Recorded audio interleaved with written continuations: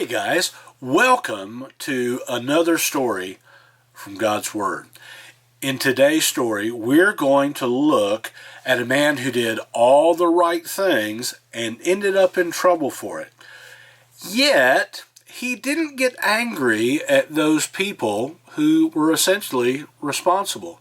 So join us as we dig into God's Word.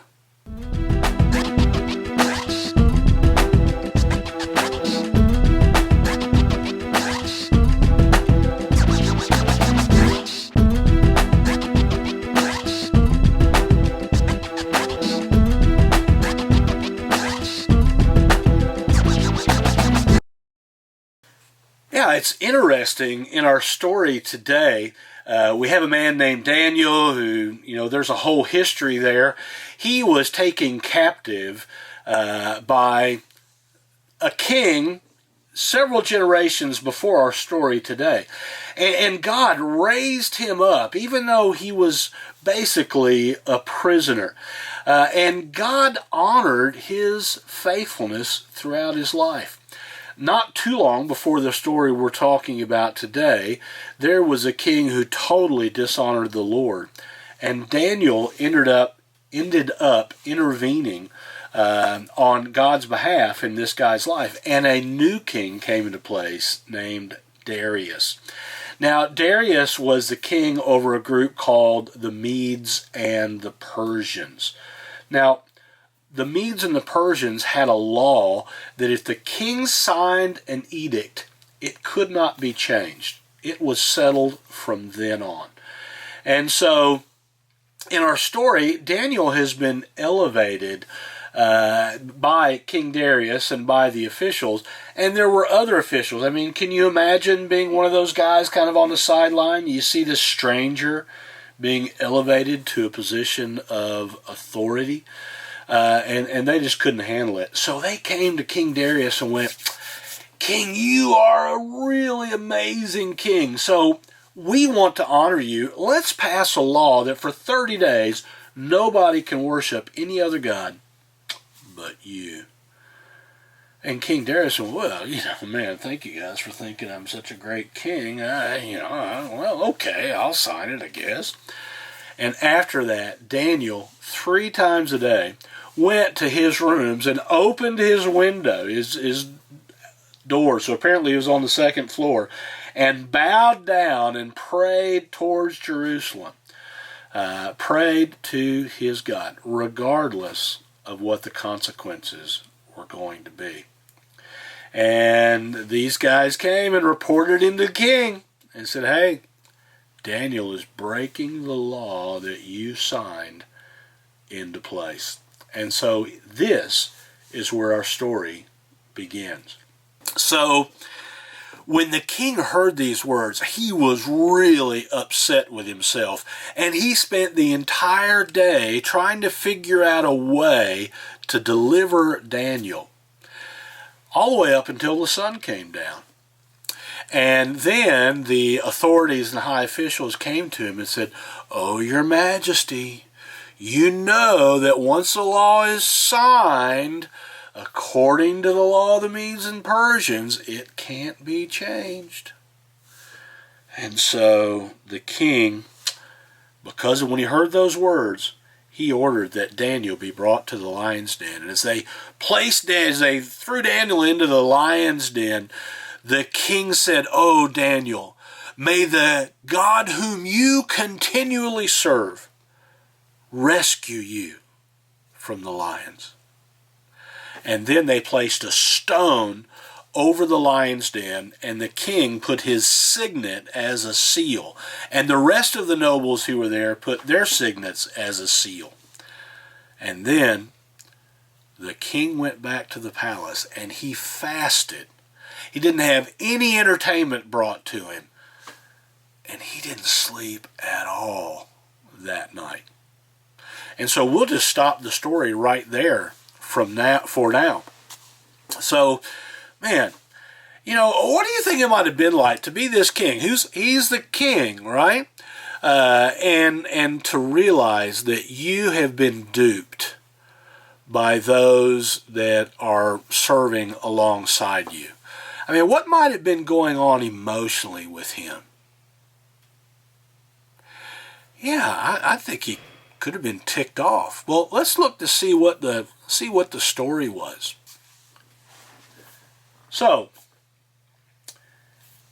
when the king heard these words, he was upset with himself. And then he tried to find a way to free Daniel. So I wonder, what might we learn about the king that when he found out, he realized that this whole signing into law, that whole worship thing, wasn't so much about honoring him as about getting to Daniel. What might we learn about the king that he was upset with himself? I mean, could he have been upset with others? I might even ask the question, should he have been upset with others? I mean, these authorities, these high officials, they're the ones that tricked him. I wonder what we might learn about the king from the fact he was upset, first of all, with himself. Yeah, maybe some self-awareness. Maybe the realization that, oh, man, yeah. I mean, it kind of tells me that this guy is, not a total jerk, right? The fact he could have blamed these other officials, and I'm thinking I might have. But instead, he's like, man, this was my pride. It's the way I read it. I don't know that we can see that for sure from the story, but, he kind of realized what was going on there. And then he worked all day long. I mean, he worked all day long trying to figure out a way to get Daniel out of this predicament. And then when he couldn't, I mean, what do we learn about him that he obeyed the law? Could we say it was a bad law? Yeah, kind of a stupid law, to be real honest. But he didn't. He didn't kick against it. He didn't say, well, I'm the king, I can do what I want to do. Might that show us something about him, his respect for the law, or maybe even might that show us something about the limitation that is placed on the king because of this whole law of the Medes and Persians thing? Well, I wonder if we might learn anything about Daniel and his walk before the king by what King Darius said when they threw Daniel into the lion's den. May the God whom you continually serve rescue you from the mouths of the lions. Does that tell us anything about Daniel's walk with God? Yeah, it does seem like he was fairly consistent, right? At least in front of the king and the other people. Yeah, I mean, because we're going to see in the next part of the story, he repeats that same thing, the God whom you continually serve. So there is a consistency there in Daniel's life. Now, I wonder what we might learn about the fact that, he talks about your God, the God whom you continually serve. He doesn't say my God. He doesn't say our God. But yet he goes back to the palace and he fasts.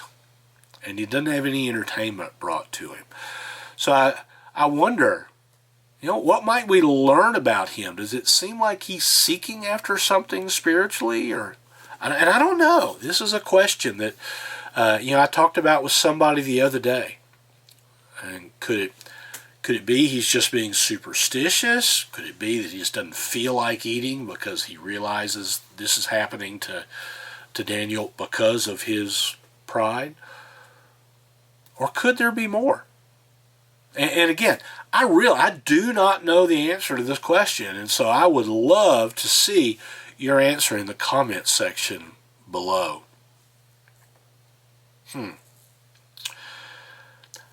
I wonder today, are there times that people paint themselves in a, we say that the King Darius painted himself in a corner by signing this law because it appealed to his pride. I mean, does that still happen today, that people do dumb stuff because of their pride? Yeah. I wonder, what might that look like? You know, I'm thinking just this week, somebody, in another country, somebody stormed off a television program because they were upset that somebody would question them. And I'm not getting into the whole debate about whether they were right or wrong, but I just thought, wow, to storm off a stage like that, whether I agree with the person's point or not is beside the issue, but to lose control like that because your pride has been impacted. Yeah, it's just like, yeah, I don't know. That just seems, but what might we learn from this story that could help us in the future when it comes to our pride? Yeah, I'm thinking, man, how many times that I'm a whole lot more proud than I have any reason to be, right? Because anything I've got going for me comes from the Lord. So I ought to be proud of Him and not of myself. But I would love to see what you see in this first part of the story. This is in Daniel chapter 6, verses 14 through, we might have gone through verse 20. I'm not real sure about that, but we'll do the second part of this story in another video here in just a day or so, hopefully. But if you've not subscribed to the channel, sure would appreciate it. We're getting up real close. I think next week we may post our 100th video since this whole pandemic has started. And so until the next time, keep telling those Bible stories.